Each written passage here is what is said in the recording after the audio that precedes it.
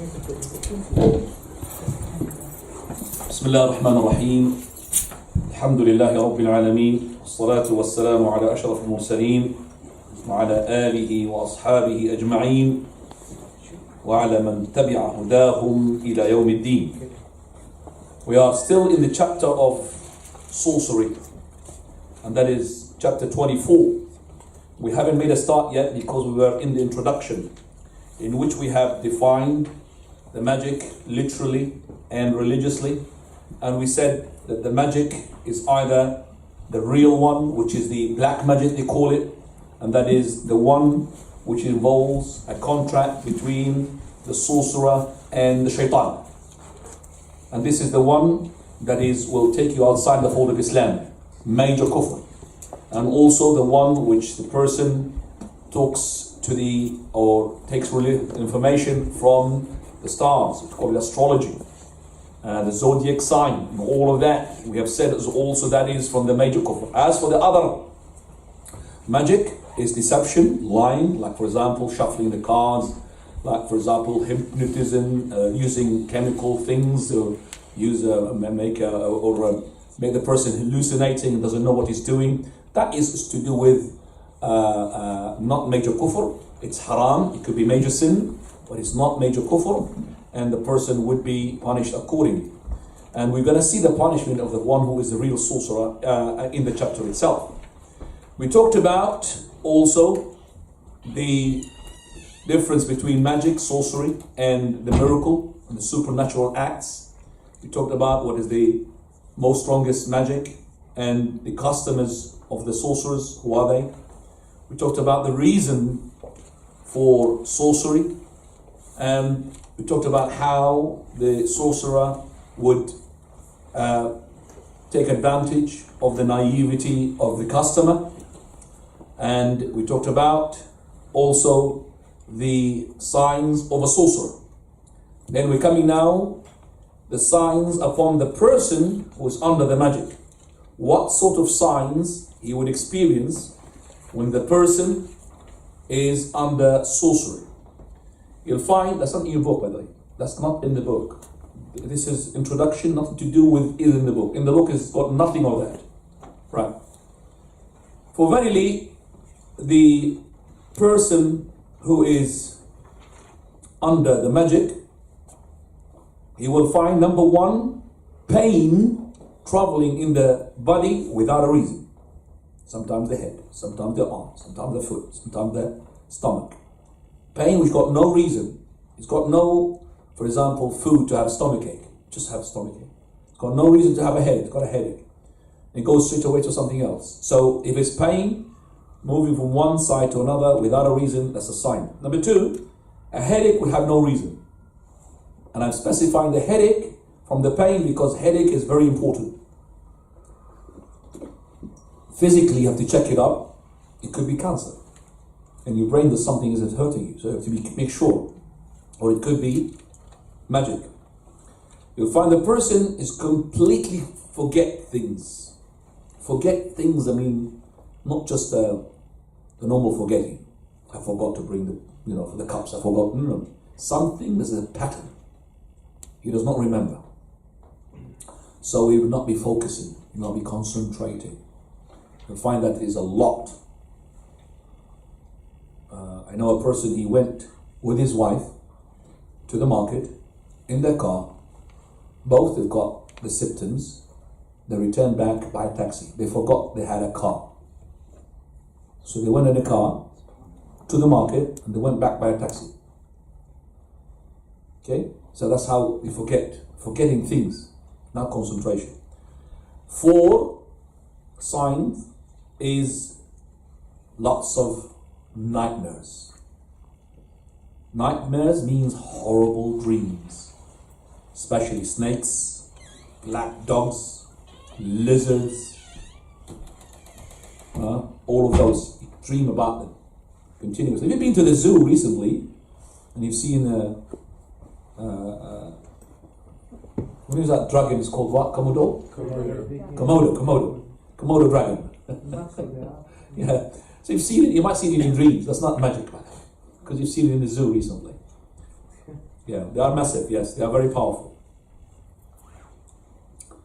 Also, as a sign, you'll find that this person's sudden changes takes place. He was a good person, suddenly he's an insolent to his parents. He would start to insult and curse even on something Allah Azza wa Jalla. He will have disobedience after he was obedient. He'll sever his kinship after he used to be a person who used to maintain his kinship. Very tempered. He gets angry very quickly. And finally, from the signs of the person who's under the sorcery is weakness. General weakness in his body. You find him like lazy after he was not. And it could be as well the lack of vitamin D. But vitamin D, the lack of it, it has a limit to how down you feel. This one is you feel like you lost your appetite from the whole life. Weakness. You've given up. Now, how to protect ourselves from the sorcery? Number one, avoid shirk. Major reason for getting sorcery. If you avoid shirk, whether the major or the minor, you'll be safe. Avoid as much as you can the sins, especially the two things that bring the shaitan: music and images in the house, especially the three-dimensional images, statues. Some people, they got, for example, a camel or statue, whatever. The head, always be careful. That head has to have no signs, otherwise it will be an image. Pictures, photographs, some of them, they have them, being printed in a photo card and putting on the TV and all of that. Take them out, because the images, what do? They bring shaitan and take out the angel. The angel will not be inside, angels of mercy. And as for the music, it is the flute of the shaitan. Third one, that to protect yourself, come to the jama'ah, especially in the masjid, protect you. Jama'ah, if you have no masjid, very important. So in the house, if you have no masjid, make a musalla in your house and make sure that you and your family pray jama'ah. As a father, you insist. Don't make them pray on their own. That's what the shaitan wants. So you have a spot in your house where it is a bit spacious. So to take you and your family, it's not good for the father pray on his own, mother prays on her own, children pray on their own. One jama'ah. And that would minimize the capturing or being under the effect of the sorcery. Praying of the Fajr in its time, before sunrise. Now these days the sun comes out about 7 o'clock, even before 7. So be careful. It's about 6:59, 6:58. So you need to pray Fajr on its time. And he who prays Fajr, he is in the custody of Allah. Protection. And tawakkul upon Allah. Taqwa. That's number 5, sorry. Number 6. Always accompany the good people. And make sure the good people are eating your food. They won't enter your house. And another point, which is adhkar, and that's the most important thing.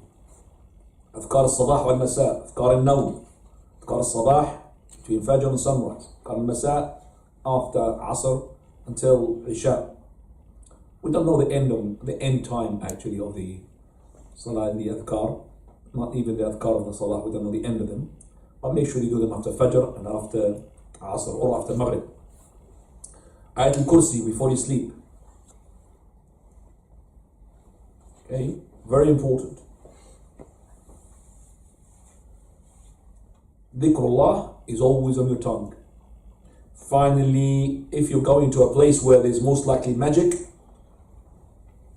okay, number 1, don't eat anybody's food or drink anybody's drink. And if somebody came into your house who you are not sure of, make sure that you follow him wherever he goes. If you went to the toilet, after the toilet, search. If it's a woman, make sure that your mother or your wife or your daughter follow them. Where do they go? They might put the magic somewhere. And if you go into a place that you might find magic, then 7 dates of the aliyah. It's called the ajwa. of the Aliyah. The Ajwa of the Aliyah is a place in Medina where the Prophet of Allah, he said, Man tasabbaha bi sab'i tamarat min tumur al-Aliyah. He who had been taken 7 dates from this particular dates, he will be safe from the poison and also from the magic. There's 2 Ajwa in Medina, Ajwat al-Medina and Ajwat al-Aliyah. The one is being mentioned in the hadith, Ajwat al-Aliyah. So when you go there, make sure that it's not just Ajwa, Ajwa. No. Ask him, which Ajwa is this? Is this Ajwat al-Aliyah? Because it's very rare. Or Ajwat al-Medina. And there's a lot of difference in price-wise.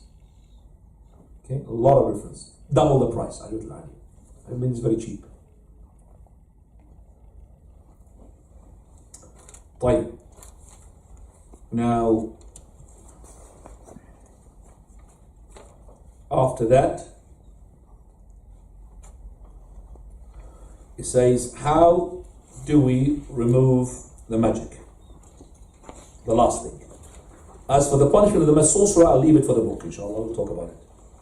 How do you remove the magic? You've got a magic, sorcery. Then, knowing the place will help a lot. How can I know the place where the magic is being hidden? First, if you are sincere to Allah, Allah will show you. Pray. First of all, make wudu. Pray. And you might see it in your vision, in your sleep. This also the place where you find that yourself most affected. So if you're under the magic, but if you come to a special place and you feel that there is something there, that's where the magic is. So for example, if the magic is to separate between a husband and a wife, you'll find that magic in the bedroom, underneath the pillow, or in the pillow itself, or in the window, underneath the carpet. And if the magic is for the whole family, you'll find it outside, even in the garden, or maybe under the doors, under the doormat, or in the garden. And if you think that somebody threw something in the garden and you can't find it, I would urge you to dig the whole garden. Oh, there's no, if you are under the sorcery, you'll do everything. And how much you dig? About 30 centimeters. This is because the sorcerer will not dig more than that, because it's going to take time. That's more than enough. 30 centimeters is about about handspan. Dig the whole garden. And you could throw salty water on it. So if there is a paper there, it will be dissolved, be damaged. Okay? This is to do with, nothing to do with Quran and Sunnah, it's to do with experience. Okay, it's to do with, like somebody's giving you, for your headache, 3 tablets. You don't say, where is your proof? Ayah or hadith. No, it's a doctor. So dig the ground 30 centimeters and put water or salt. If you don't know, because it's a magic for the whole family.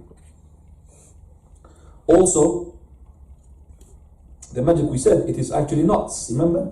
Nuts and blowing saliva. So if you found the magic, okay, then you have to recite قُلْ هُوَ اللَّهُ أَحَدٌ قُلْ أَعُوذُ بِرَبِّ الْفَلَقِ قُلْ أَعُوذُ بِرَبِّ النَّاسِ. You say the quls. Recite on those and blow. And that knot will be loosened. And that knot is not tied up just because it's a string. No. It's tied up because of the magic. So the antidote of this magic is to recite Quran, and that knot becomes so easy. Just blow into it and recite the quls, and it will become very easily in your hand. So easy, very easy.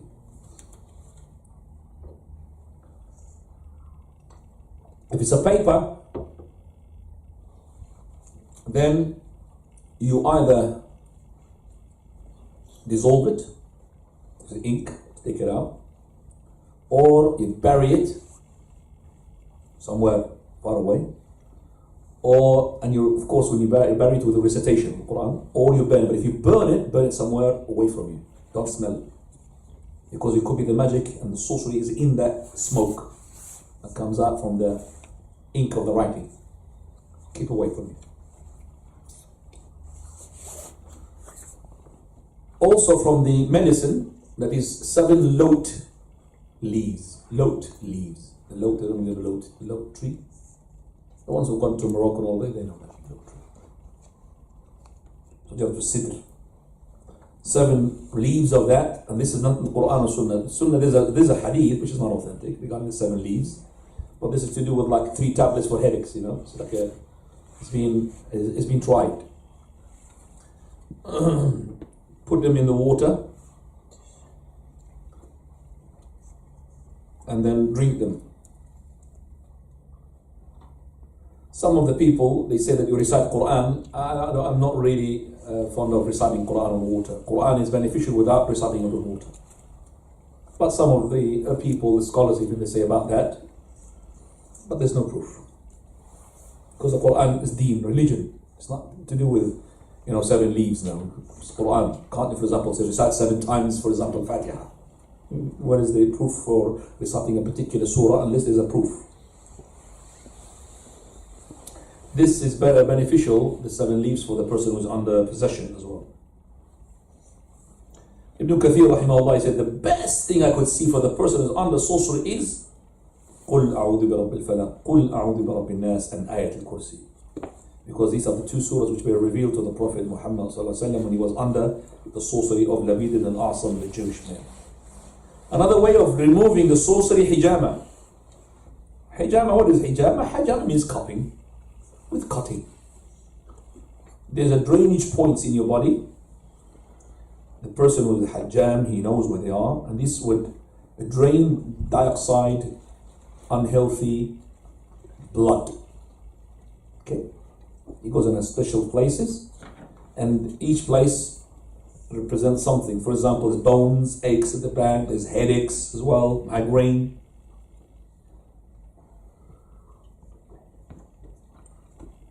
So the hijama is beneficial physically and spiritually for the magic, for the sorcery. Especially those who got high blood pressure. Very beneficial for them. Prophet of Allah said, if the shifa, the remedy is to be in anything, it will be in 3. One of them is hijama, he said. Another one is honey. And the third one is cauterization, but I forbid my ummah to do cauterization. Forbidding here is dislike. So if you need it, you do cauterize. Cauterize means branding. You eat something and you burn whatever is the pain is there. So when you make hijama with somebody who is, a person who is skillful. Don't make a person who does not know hijama to use as a guinea pig here. The first hijama I made myself made me to hate hijama. With the person who had no hijama except maybe the first time, maybe or the second person maybe. And he had used the razor. There's like a blade, basically. After he takes the cup, and then in my back, you're supposed to do like little sort of piercing, like it's like little cuts, little ones. Yeah, I got one. You're painful or is it okay? Fine. Very fine. My back is MashaAllah. So you feel happy with it after? Yeah. You feel really relaxed. Light. You want to fly? That's true. But this person, he made me actually in pain, not in fly. Because when he was cutting, he was doing like this. It's like, he's pulling the zip down. When they did the 3rd cut, I was shocked. He said, don't touch me. Those 3 cuts, the lion stayed with me for more than 3 years. Cuts at the back. That, don't go to him. Okay. He's my blood brother, by the way. Almost down. Plot twist. So I said, no, don't go to my brother.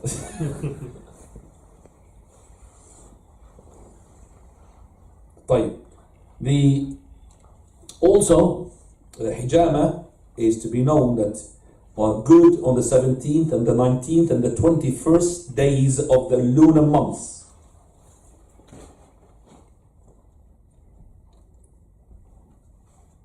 th 19th, 21st. Right? Prophet Allah said it's actually a cure from all diseases, including sorcery. Hijama is to be done when the person is fasting. That means he did not eat until he was making hijama. So he will sleep the night and he does not eat until hijama takes place. Avoid making hijama on Al-Arbi'a, Wednesday. This is where the illness came to our Prophet Ayyub alayhi salam, on Al-Arbi'a. Make hijama good on Al-Ithnain and Al-Khamis, Monday, Thursday, and also Al-Thulatha. Al-Ithnain, Al-Thulatha, Al-Khamis. Thulatha, he was cured, our Prophet Ayyub alayhi salam, from the disease. But Wednesday, don't do it unless you are in so much pain. It's like a necessity. But avoid Wednesday. Most of the diseases these days because you don't really make hijab. Wallah, hijab is very important. For the person who got, as I said, high blood pressure, very good. Will bring his blood pressure so down. I've got a person, his blood is 15 or 16, that, I don't know, it's 15, 16, really high. Okay, and even the doctor there is make hijab to bring it down. Right, from also the cure for a person to remove the sorcery from him is ruqya.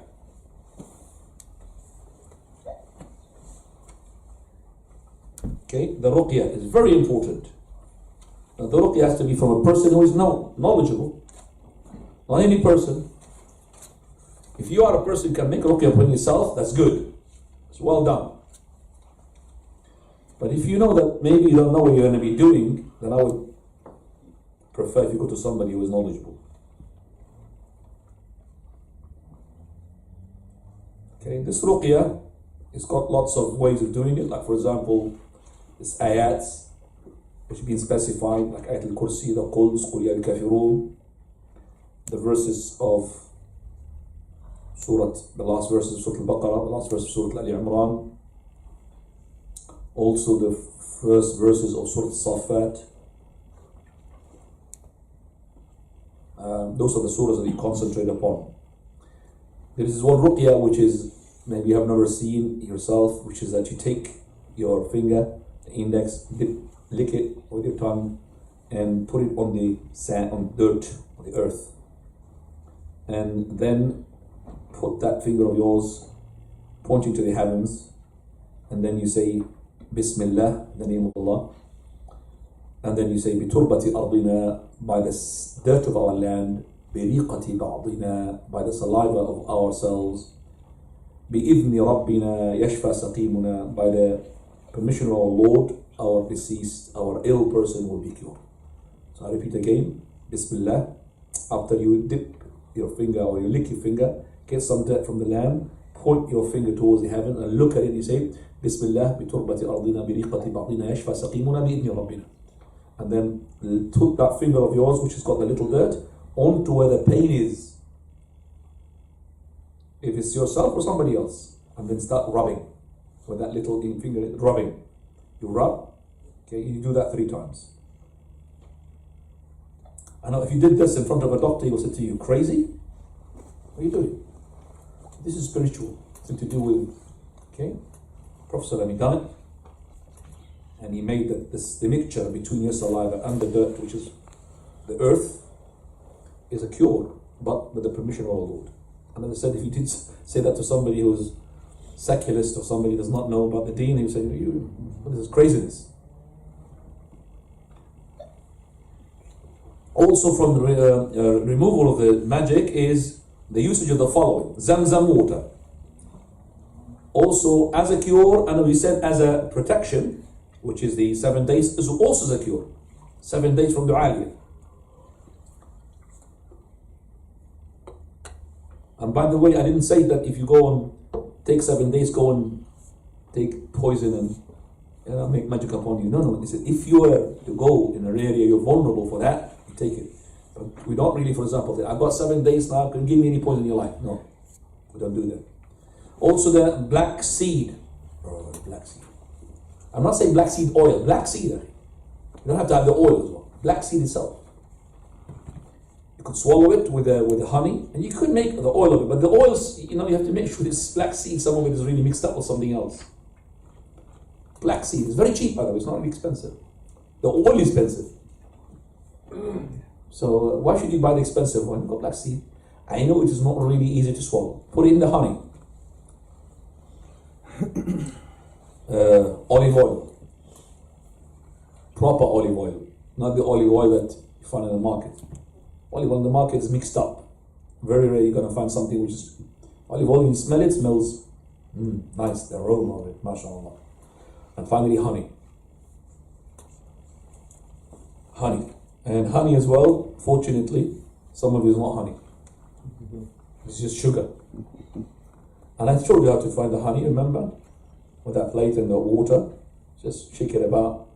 You'll find the membrane of the honey, which is the hives, will show there. You've seen it, yes?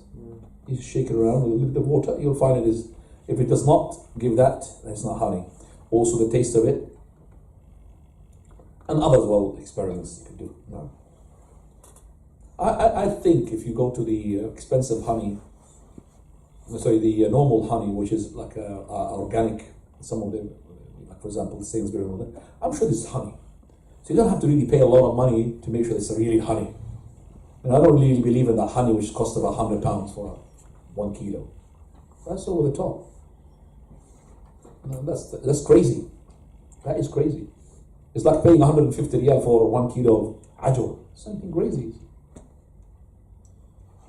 Actually, you are really contributing to the fact that these things becomes very expensive when you start buying it. Because if you find lots of, I call them crazy people buying things, the thing will go up. So what's so special about the bee that is in Yemen or Hadramaut? There's special honey about it? What's so special about it? So the honey in Yemen, £200. Why? I don't pay more than £15 on honey. £10 maximum. In my country, £10. That's it. And I get the best honey. And subhanAllah, honey can come with flavors, depending upon the nectar that it collects. So you could have kiwi honey. You could have lemon honey. Really look like lime, because they are actually flying where? In a farm which is what? Got lemon, only lemon. See? Or sidr, even at the best one, which is the lote. The lote. Because the lote is very good, does it? Lote. Honey with the sidr. Right, this is alhamdulillah. Now coming to the last thing, as I said, the punishment of the sorcerer, that is in the book. So let's now go to your book and read from, hold on a second.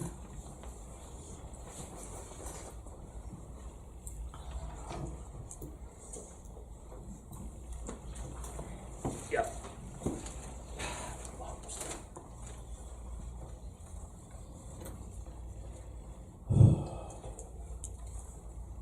All right, start reading.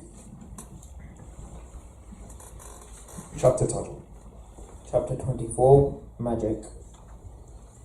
Allah Most High says, وَلَقَدْ عَلِمُوا لِمَنِ اشْتَرَاهُ. Look at it. Mushliman. What is the lamb's got? وَلَقَدْ عَلِمُوا لِمَنِ اشْتَرَاهُ. Show me the book. What is the lamb's got? What is that? No. The lamb is got. What has it got? The lamb. Yes. Read it. وَلَقَدْ عَلِمُوا لِمَنِ اشْتَرَاهُ. This word. Okay, I'm going to show it again. I want him to read it himself. That word here. What is the lamb has got? Oh, yeah. So read it. Don't say, oh yeah. Read it. No. Here. Start from here. Start from there. Lama. Not li. La. Because you did the same thing last time, no? Go on. Yalla. وَلَقَدْ عَلِمُوا لَمَنِ اشْتَرَاهُ لَمَنِ اشْتَرَاهُ مَا لَهُ فِي الْآخِرَةِ مِنْ خَلَاقٍ. Do you know why I say liman? Because lots of liman in the Quran. Yeah. طيب. That shows you, mashallah, you recite Quran a lot. They know that any who deal in it will have no share in the hereafter. Also, يُؤْمِنُونَ بِالْجِبْتِ وَالطَّاغُوتِ. They have faith in idols and false gods. right. Basically, here the author had brought in this chapter 2 verses. First one, وَلَقَدْ عَلِمُوا لَمَنِ اشْتَرَى.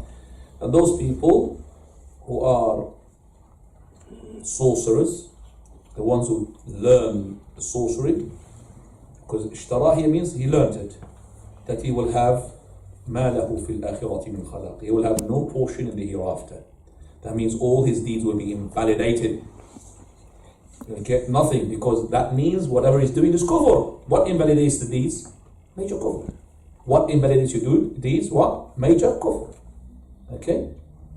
So that the person who learns magic is the one who will have his deeds invalidated. The second ayah, that يُؤْمِنُونَ بِالْجِبْتِ وَالطَّاغُوتِ. يُؤْمِنُون, the ones who are the Jews we're talking about. The Jews. And we said that they are the big ones that are really the masters in sorcery at that time.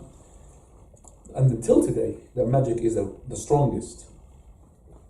So, بِالْجِبْتِ وَالطَّاغُوتِ. Al-Jibt, according to Ibn Khattab, means sihr, magic. And the Jews at that time, they used to claim that Sulaiman alayhi salam had taught them this magic. And that's why they had made magic upon the Prophet Muhammad sallallahu alayhi wa sallam. At-Taghut, Jibti wa Taghut, At-Taghut, everything that you have gone beyond the limits. That means everything which has gone past the border, which is the border that makes it halal. If you pass it, it makes it haram.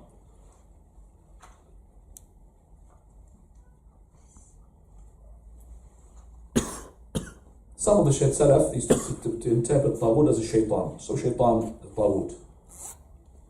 And sometimes the Salaf, they interpret some of the words according to an example of it. Jabir, he said, Jabir said, At-Taghut refers to At-Tawaghit. The Tawaghit refers to the soothsayers upon whom the devils would descend. One is found in every tribe. Right. He said the soothsayer. What is the soothsayer? Al-Kahin. Kahin is the one who tells you about the future. Okay, that's the Kahin. And if he tells you about the past, well, the past is known. It's not ghaib. It's ghaib for you, but it's not ghaib for somebody else. Do you understand me? So my past, maybe you don't know it, but somebody else, he knows it. And I know it. Or my mother, she knows my past. Do you understand me? So this person tells you, yeah, you've been doing this in the past, and this is not the ghaib. The ghaib, the unseen, is to do about the future. And this is where the shayateen makes a deal with the sorcerers. And the sorcerer, remember, had to be a sorcerer. He has to make a challenging kufr, to throw the Quran in the bin or urinate on the Quran. That's when the shaitan comes to help him and makes a contract with him.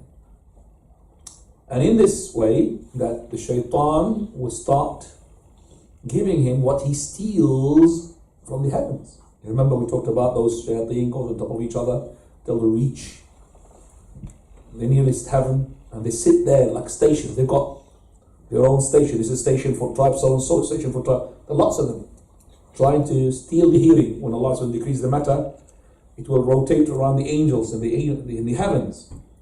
So when it reaches the angels, which are the guards of the nearest heaven, that's when they start to steal it. And when they steal it, straight away he gives it to the one below him.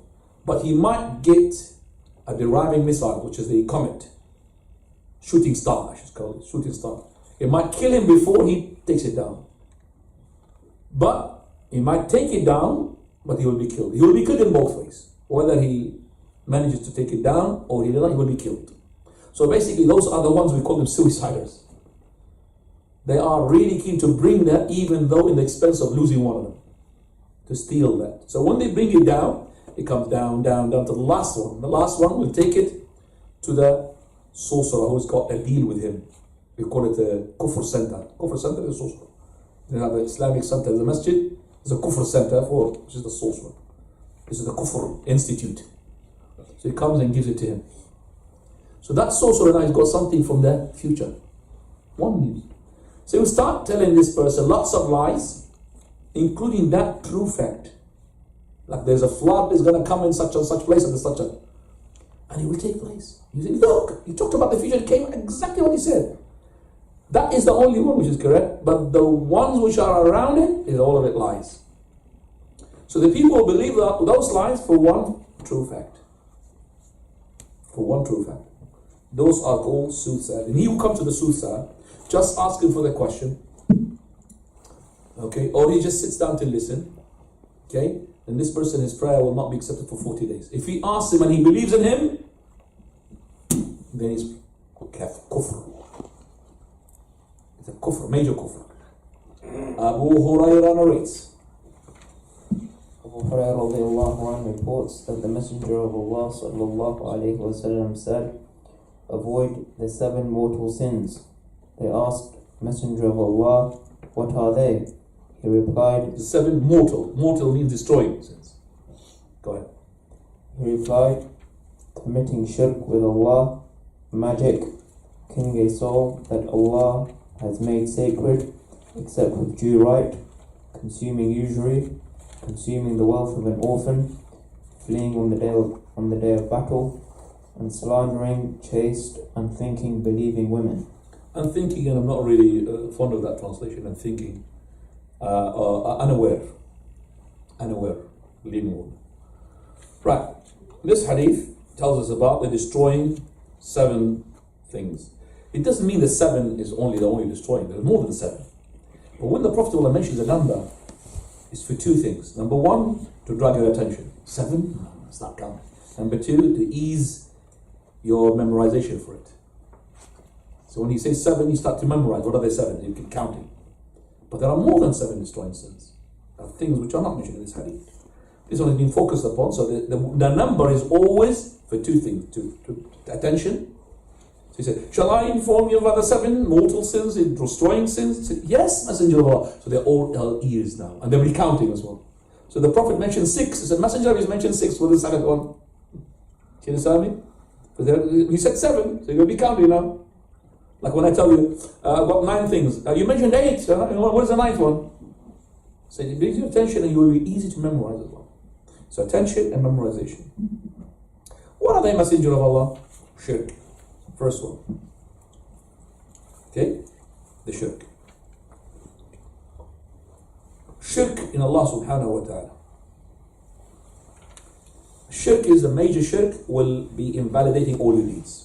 Take you outside the fold of Islam. If it's a minor shirk, some of the scholars said it will not be forgiven, like Sheikh Islam Taymiyyah.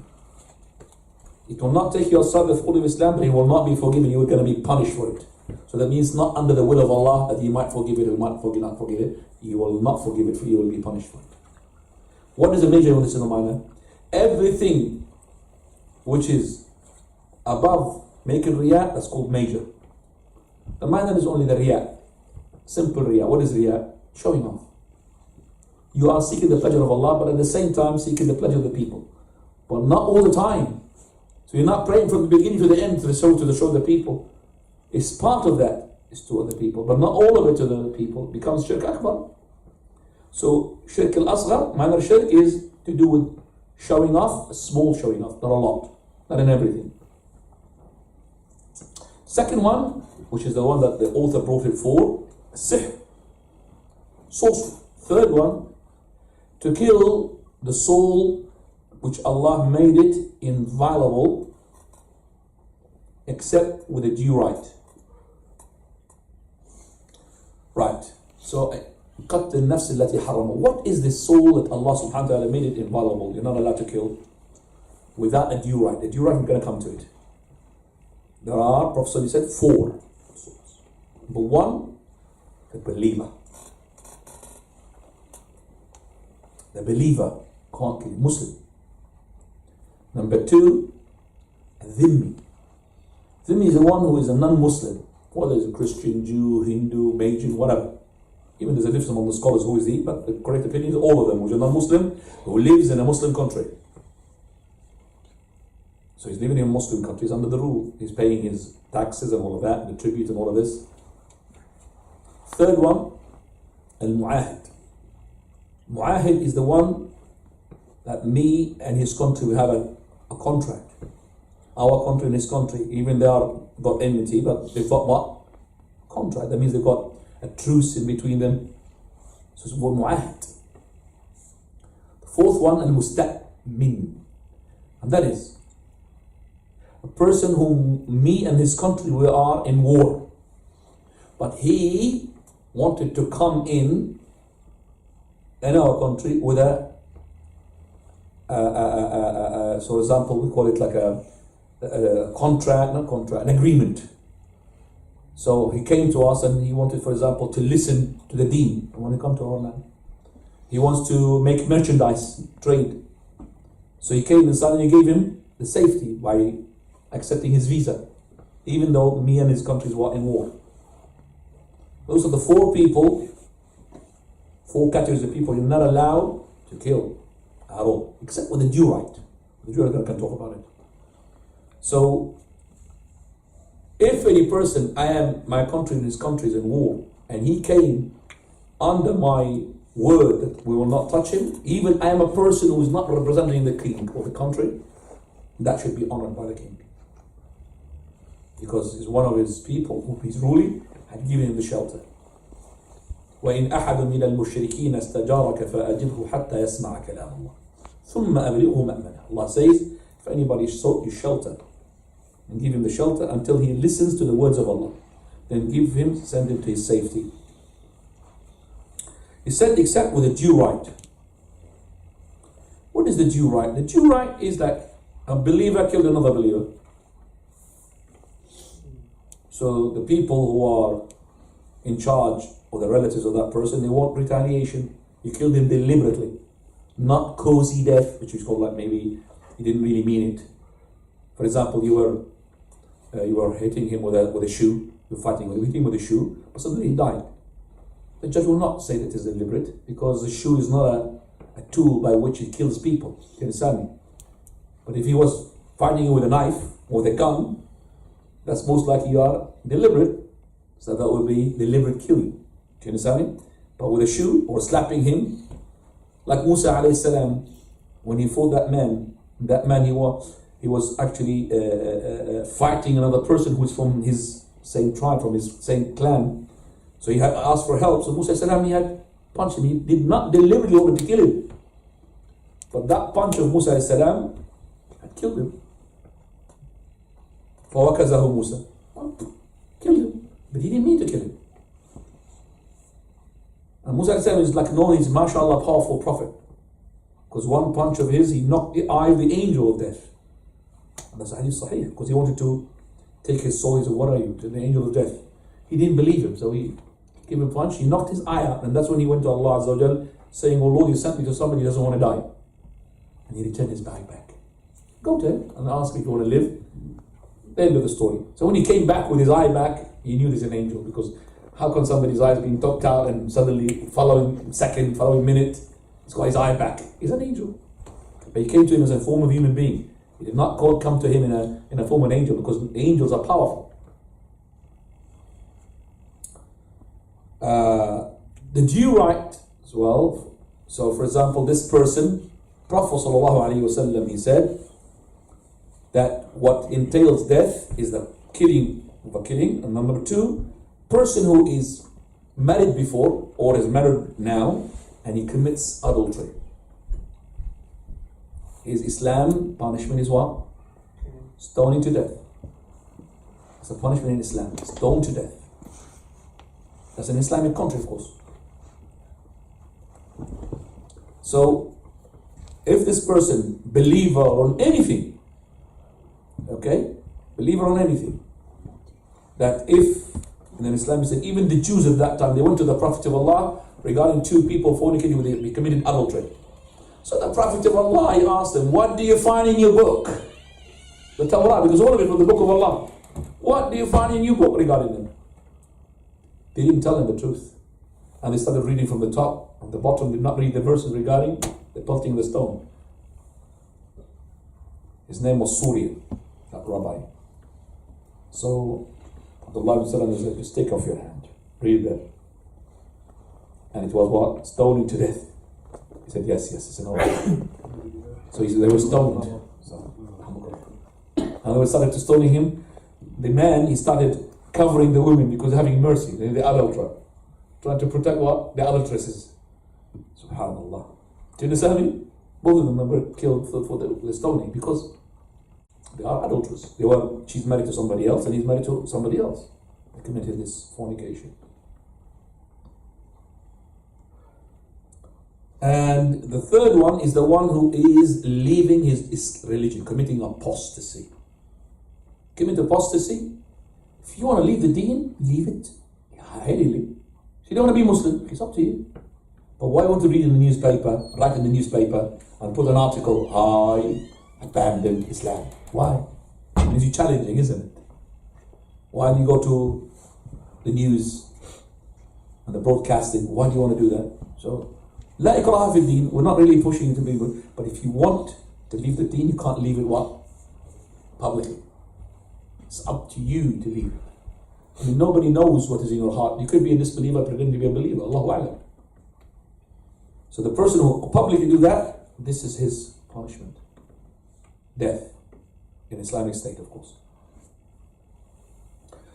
Prophet ﷺ, he said, he who drinks more than 3 times, the first time, you lash him 4 times, 40 times, 40 lashes. 4th time, you kill him. The person who gets drunk. But killing here is to do with what the Khalifa, the one leader, is saying. If he thinks that he should be killed, he will kill him. The same thing with the sorcerer. Sorcerer, there's no penalty for death. The sorcerer is, if that sorcerer is really a very big sorcerer and he's committing a lot of chaos in the community, and the Khalifa saw that his harm is a lot, he might ask for his death. So this is left for the leader to decide. So if this person who drank more than 4 times, more than 3 times, 3 times the 4th time, it's up to him to decide either he would lash him again or he would say that this person has lots of harm from him. Because when you drink, you know what you do. You do lots of things. You could fornicate, you could do lots of things. You could kill somebody. Then he says, وَأَكْلُ الرِّبَى, devouring what? Riba. What is riba? They call it usury. I don't like that word usury there. Usury means taking a lot of interest. But small interest is no problem. That's usually in the dictionary. For us, small dirham, 1p of riba is same as in thousands and millions of pounds of riba. You're really tired, yeah, Khadr. You're making me as well going with you. Digest as much as you can. Take some tea, please. You got tea? No, this is my cup. Yeah, get some tea. I'll wake you up. This riba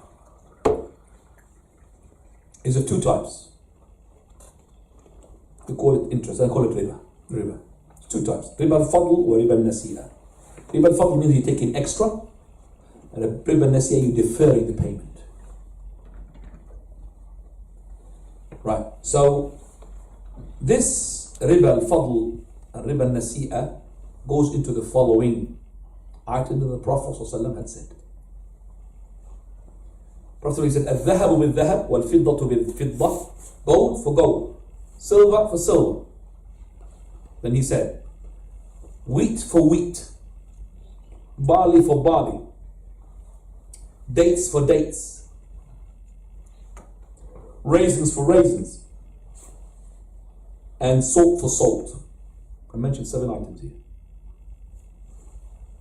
Yadan biyad, hand with hand, ha and biha, at the same time. So when we explain this, you have to be paying attention. So you have to wake up properly, understand that what is here is going on. People, they do riba without knowing about it. Gold for gold, silver for silver. If I am purchasing gold for gold, so I am swapping gold for gold, or paying money, currency is gold as well, to buy gold. So if it is gold to gold, I have to have the same amount for the same amount.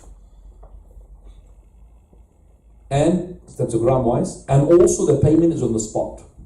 So if I took gold from him in my pocket and I said to him, let me just go and bring the other gold from the car, that's riba. Because you defer the payment, just go into the car. That's to be. Basically, why? Islam came to eliminate anything that would cause problems between the people. If you took gold from the person who you're going to buy gold from, and you said you're going to give him gold instead of it from the car, while you go into the car, gold price goes up and down. It might shoot up. If it goes up, that means it's for your advantage. And it's not. It's advantage of the one who sold it. Yes? It's gone down, it's in your disadvantage, because you took it already, and the advantage of the one who sells. That's why it has to be straight away. Take and bring. Take for tat, it's called hat. Hold hat. And in terms of gold white, like for example, you know that the gold is in carats. The higher the carat, the more pure gold it is. The 24 carats is the pure gold. 24 carats. So if it's less, you have 21, you have 18 carats, you have less as well, you have 9 carats. So let's say you got the common gold, 24 carats and 18 carats. We know for a fact that 1 gram of 24 carats, it could be worth 5 grams of 18 carats. Is that understood? Because the 24 carats of 1 gram is much more than 18. 18 is less pure in gold, and that's why it's worth of 5 grams. I'm saying, for example, 5 grams of 18 carats of gold. If I said to that buyer or that seller, I'll give you 1 gram of 24 carats of gold, you give me 5 grams of 18 carats of gold, that's called riba al-fadl. Haram. But you say, well, it is worth 5 grams. Yeah, but if I want to get the 5 grams of 18 carats of gold, I have to sell my 1 gram of 24 carats of gold into money. How much is it, for example, 50 pounds? And with that 50 pounds, I start buying the 18 carats of gold, regardless of it's going to bring me 5 grams, 6 grams, 4 grams, it doesn't matter. But gold for gold, it has to be the same. So to make this halal in 2 ways. The common way, which is that I'm going to sell my gold, the 1 gram of 24 carats, and get money and then buy my 18 carats of gold. Yes? Or this way, which is, I don't think people would do it, which is the crazy way. Okay, I'll give you my 1 gram of 24 carats of gold, and you give me how much to make it halal? 1 gram of 18 carats of gold. Nobody will do that, of course. Do you understand me? So you give me 1 gram, I'll give you 1 gram. That's halal. But no way you're going to give the 24 carats. 18 carats, but maybe because the 18 carat looks a nice ring or a nice earring, you understand me? And you give him this one which is not looking nice, no problem, as long as 1 for 1. And it has to be on the same time, simultaneously, no deferring of the payment. Same thing with the silver. Silver, for example, category with silver, alright? So silver with silver, the same thing, whether silver is grade A and silver grade B. If it's to make it halal, it has to be the same grams, grade A and grade B. If you want to make it halal, or you could just go and sell your grade A and take from the grade B. Alright? You follow me? Mm-hmm. On the spot. But if I want to buy gold with silver, no problem. In terms of what? Quantity-wise. So with 1 gram of 24 carats or 18 carats of gold, I could buy 10 grams, 20 grams of silver, no problem about that. Do you understand that? Because gold and silver, different now. But it has to be the one of what? At that same time. That amount. So 1 to 10, wake up. 1 to 10, no problem, because gold to silver. So you could, the difference in quantity is no problem. But it has to be what? At the same time. So this is called gold and silver, which is to do with money. Now we're coming to the food. We mentioned the wheat, mentioned the barley, mentioned the dates, mentioned the raisins, mentioned the salt. الملح بالملح. Now, if I'm gonna wheat, let's say the wheat. I don't know, you know the dates. Let's say the dates. Because you know the dates. Let's say the dates ajwa, and the dates which is not ajwa, normal ajwa. You know the date of the ajwa is much more expensive than the normal date. So let's say we have a date ajwa class A, 1 kilo of dates, ajwa class A, is worth in the market of 5 kilos of, not ajwa dates, something else, class B. Alright? 1 kilo is worth what? 5. Now, date with a date. If I want to make it halal, I have to make it 1 kilo for what? 1 kilo. 1 kilo of dates. If you want to, but my 1 kilo is worth much more because ajwa. Well, go and sell it for money. And whatever money you get, go and buy whatever you want to from class B, class C, class D. Alright? And it has to be at what? At the same time. Date for date. Same time. But if I'm going to buy date with barley, date with wheat, raisins with wheat, do you understand me? Then no problem is the quantity. So 1 kilo, for example, of class A date, I could buy 5 kilos of wheat. No problem. Just like the gold and the silver. But it has to be the what? At the same? Are you okay? Yeah, I'm just Yes, no problem. trying to wake up. It's alright, it's alright. He'll love it, inshallah. He's, I think, more awake than you. You're listening, yes. 1 kilo for 5 kilos, no problem. The same time. But if it's now gold and silver, which is the money, purchasing food, then there is no problem in 2 ways. There's no problem of the quantity and no problem about the time. So, for example, I've got 5 grams or 1 gram of 24 carats of gold. I want to buy 100 kilos of dates. I'm going to pay it to you later. No problem. Do you understand that? So when we differ from the gold and silver to the food, no problem to buy with the way we like, in terms of quantity and in terms of time-wise. Do you understand that? So if it's gold to gold, silver to silver, barley to barley, then 2 things will run into it. Riba al-fadl, riba al-nasiya. It has to be exactly the same quantity and it has to be the same time.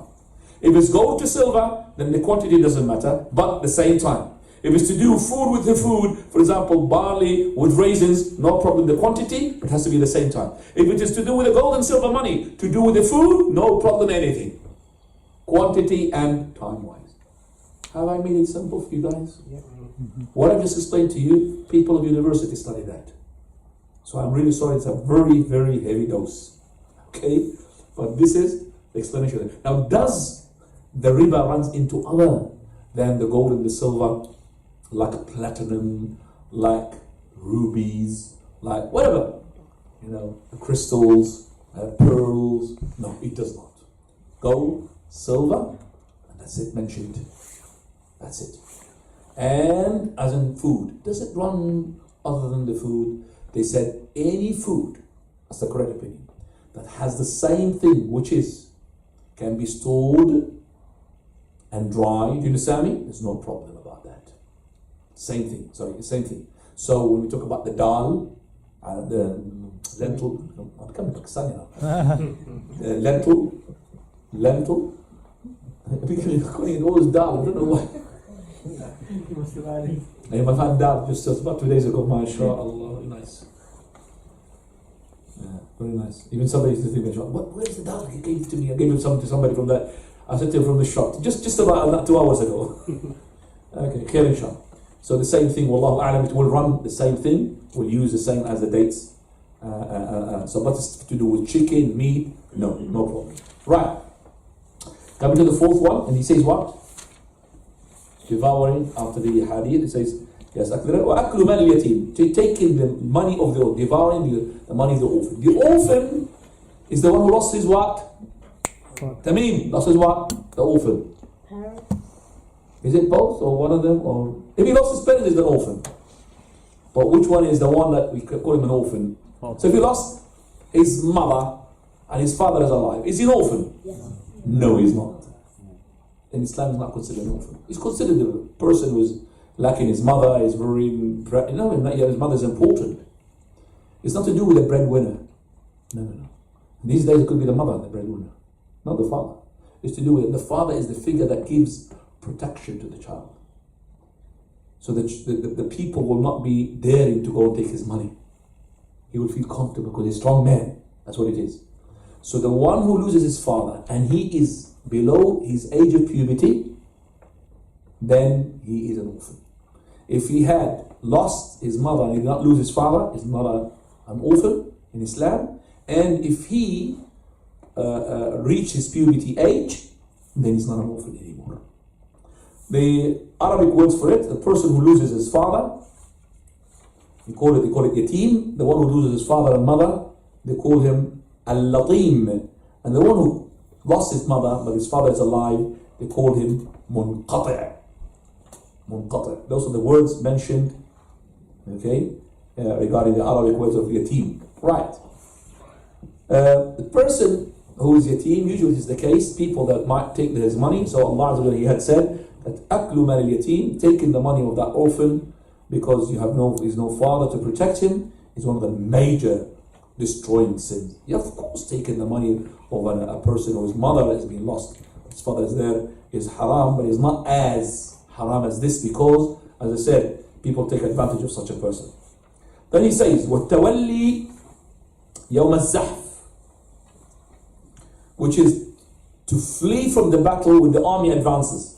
Why is it from the destroying sin? Because you're going to put your friends in jeopardy. When you run, you leave them on their own.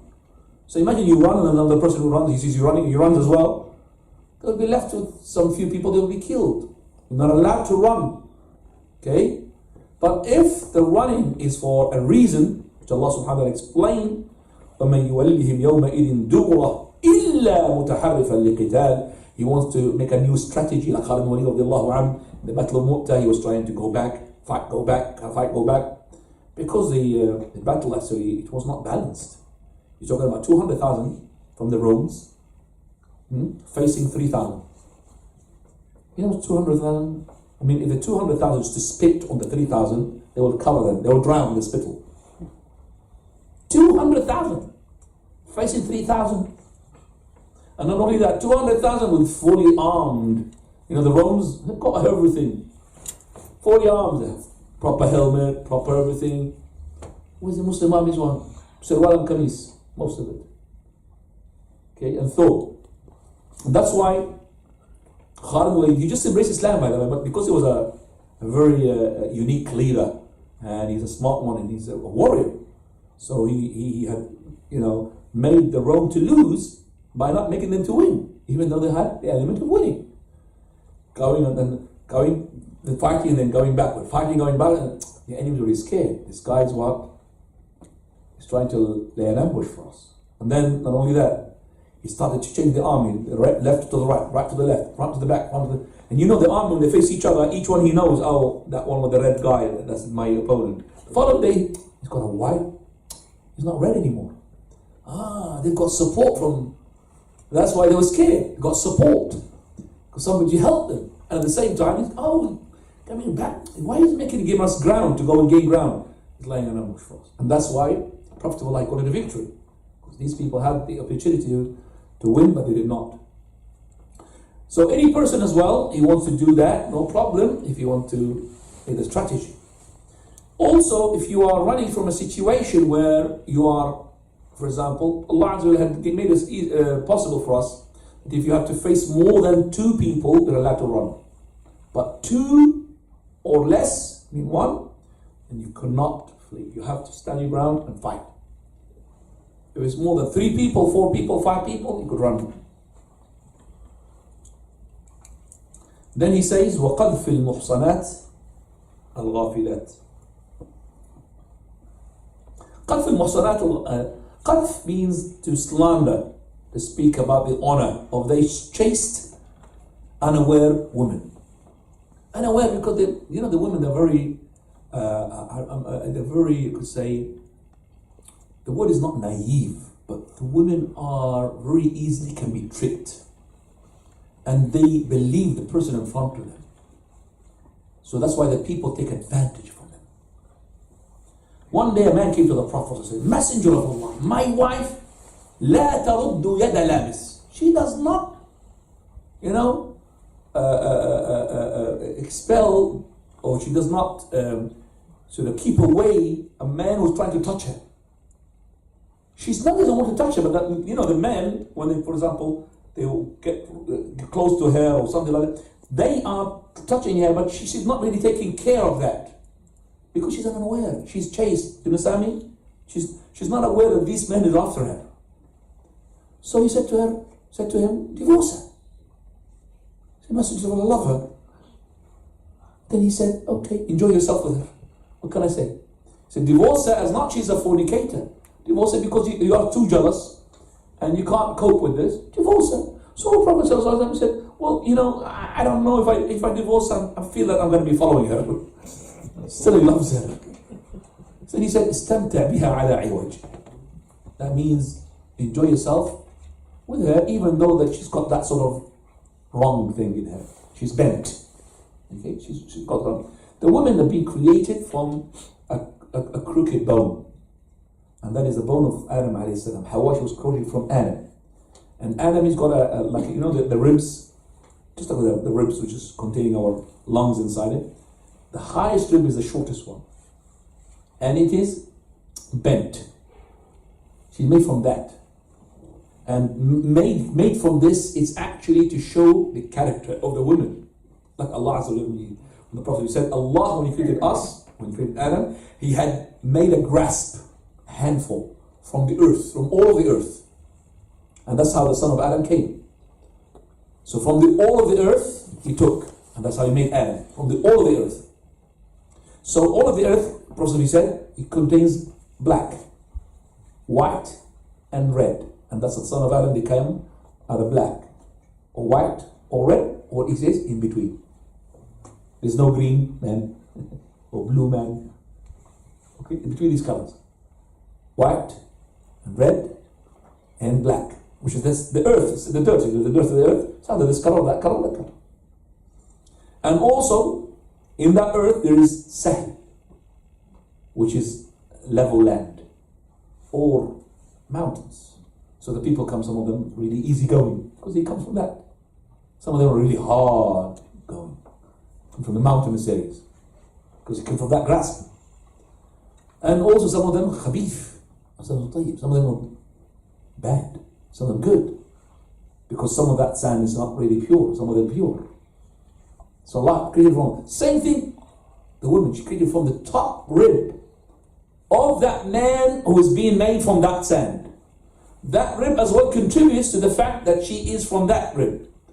So the Prophet ﷺ, he said, إِنَّ الْمَرْأَةَ خُلِقَتْ مِنْ ضِلَعٍ. Woman, she's been created from that rib.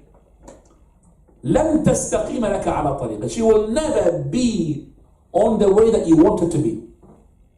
She's been created from that rib. The rib is that bent. She will never be on the way that you want her to be. So if you're going to be enjoying yourself with her, you're going to enjoy yourself with her while she's bent with this. And if you want to start to straighten her, you would break her. And breaking her means divorce. So as one of the shuyukhs, he said, imagine that the men are made like this. I'm putting my hand straight like this. Straight. And the women are created from that bent rib, like this. Okay? So now if I'm going to be like this all the time, okay, there's a gap. I can't live with her. If I'm going to make her to be straight like me, Prophet is going to say, well, you're going to break her. So in order to make that gap good and to live with her, I'm going to be what? Bent on her. So I'm going to bend myself. If I bend myself, I'm not going to crack. But if I want to straighten her, she will crack. Do you understand what I'm saying? Yeah. So the Prophet of Allah, how he was talking to Aisha, difference in age, he used to treat her the way that she used to think of the Allah when she was a kid. About her toys and about everything, you know. You know, she said, you're a kid, go on having kids stuff. But she was small. She was playing with those, you know, like the horse of Sulaiman. She was making a horse of Sulaiman. She said, this is a horse of Sulaiman flying. He never said, you crazy woman, what are you talking about? He never said that. So that's how you treat the woman. You have to really go with her. So as well, the man and the woman, they always like I would say they are in confusion regarding their role. You know, the women, for example, they are keen to do something that the man is not doing, and the same thing with the man will do something that the woman will not be doing. And one of these things I have learned from somebody, he said, the tabloids. Ask the males, are they really bothered about the tabloids? The newspaper push there. Do you bother about reading it? You don't read it, do you? Okay? And what do you say about your spouse, your wife, when she keeps reading it? You're wasting your time, aren't you? And then she says to him, you are a person, an idiot, because you're missing the bargains. Do you understand me? These things that we might have, for example, somebody selling a washing machine for a cheap price. So if you end up, each one understand is wrong, that she is finding the bargain for you. So she did not waste her time. So you have to understand the male thinks like this. You know, it's not really sort of fussed to read these things, but that's how we complete each other. So she reads those things, you don't read them. So you haven't got time to read them. She has all the time. And that would be a benefit for both, inshallah. This is from the way to, as well, understand why conflict takes place in the house. Al-Ghafilat, Al-Mu'minat. Prophet ﷺ, he had specified the women, but even the men, you're not allowed to go and accuse them of fornication. But the women is very important in our society, because once you accuse of fornication, or she's not chaste, that means the children they're involved. So they're telling me that the children of hers did not belong to her husband. It's a big thing, and a destruction for the society. That's why it's from the 7 destroying sins. And Allah Azza wa Jal, He had placed in Surah An-Nur a verse regarding them. The ones وَالَّذِينَ يَرْمُونَ الْمُحْصَنَاتِ ثُمَّ لَمْ يَأْتُوا بِأَرْبَعَةِ شُهَدَاءَ فَاجْلِدُوهُمْ 80 جَلْدَةً. The ones who accuse a woman, chaste woman, of fornication, then you don't bring 4 witnesses.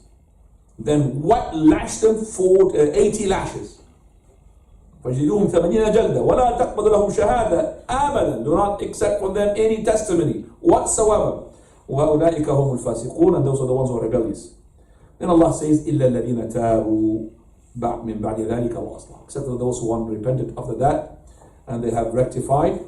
And those who repented to Allah. The scholars even differ regarding, is their witnessing testimony going to be accepted later on? Are they going to be abada, forever? Wallahu a'lam, that the testimony will be accepted.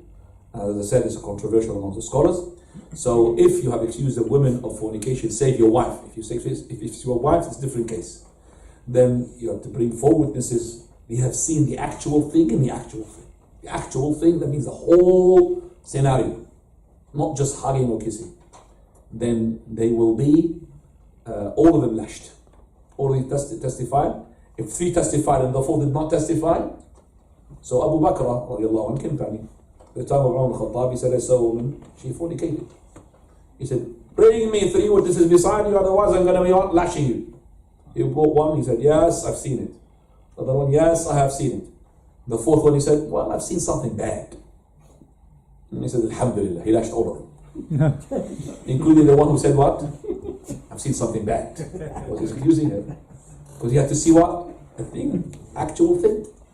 When he said, I've seen something bad, it's not really enough. So Abu Bakr has been lashed. He said, by Allah, she had fornicated, because you have to see it 100%. He said, I'm going to lash you again. Ali Khattab said, no, you have to lash him. Then he said, 4th testimony becomes. Then you have to go and pelt that woman, because he testified the 4th. Because even though he repeated his testimony, you have to accept it as a false witness now. So he stopped. Because he was 100%. So what Islam is saying to you, if you have seen a woman, she had done it, and it's impossible to get 3 other witnesses to see it. Okay? So I would say, be quiet. You go and tell the family, if you think the family would listen to you. Okay? But don't tell the judges. To rectify the situation. Or talk to the woman, haram and halal and all of that, through your wife, something like this. But the judge, no. Because, as I said, that's why Islam wants to protect the society.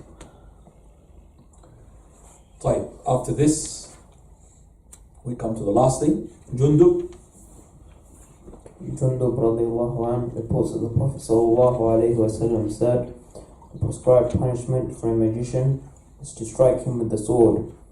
It is recorded by Tirmidhi, who said that the correct position is that it is mawquf. Yes, it's not hadith from the Prophet of Allah. Jundub is not the companion, by the way.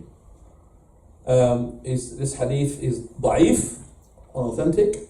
Hadd al-sahir, it's not really authentic. Otherwise, we've said that it is death. It depends upon the Khalifa. We said he's the one to decide. But we have in Sahih Bukhari, عن بجالة ibn Abada, he says. And before that we go there, please, just to make sure that you understand as well, we said except for the husband and the accuses his wife, or the wife accuses her husband. If the husband accuses his wife that she's fornicated, then they will come to something called li'an. on the judge, they will ask him, either he will lash him or he has to testify for testimony. By Allah, I have seen her, that she had fornicated. By Allah, I have seen her. By Allah, for testimony. And then Allah, the judge will ask for somebody to put his hand on his mouth, quiet, and he will tell him, remind him that the fifth one, this will entail now. This will entail the punishment on your wife. And he would say that the curse of Allah upon me, the malar. Then he will tell the woman, in order for her to save herself from being stoned to death, she had to make full testimony that she did not do it, by Allah did not do it, by Allah did not do it. No. Then the judge will say, put her hands on her mouth. Okay, the fifth one, that is the one that will take the rule, the judgment. She will say, oh yes, I testify that the wrath of Allah upon me, the malar. After this, there will be a total separation entirely and permanently. They cannot marry one another. And the children will be attributed to the mother. If there was children, because he is accusing the children to be not from him. Now. Bukhari records on the authority of Bajala ibn Abada. He said, Bajala ibn Abada, he said, that Umar ibn al-Khattab wrote, kill every male and female magician. He then went on. So he's a Khalifa. He decided to kill every male and female sorcerer. He then went on to say, we killed 3 magicians. We killed 3 sorcerers. Yes. Hafsa. It is authentically reported that Hafsa radiallahu anha ordered the killing of one of her slave girls who had performed magic on her, and she was killed. And of course that would be through the Khalifa, not through herself. Can't make it impose the law. And so she has asked for the Khalifa that she had their magic on her, and she's been killed. And also in Jundub, the same is authentically reported from Jundub and Ahmed, said from 3 companions of Muhammad sallallahu alayhi wa sallam. Alhamdulillah, we finished. Come to the issues, please, and read them as quickly as possible. Number 1, exegesis to the verse of Al-Baqarah, which we have done, and number 2, exegesis to the verse of Al-Nisa. So we've interpreted the verse of Surah Al-Nisa, and number 3, the explanation of Al-Jibt and Taghut. Jibt is explained by Umar al-Khattab to be the magic, and sorcery, and Taghut is a shaitan, and the difference between them. And number 4, Taghut could be from Jinn or Man.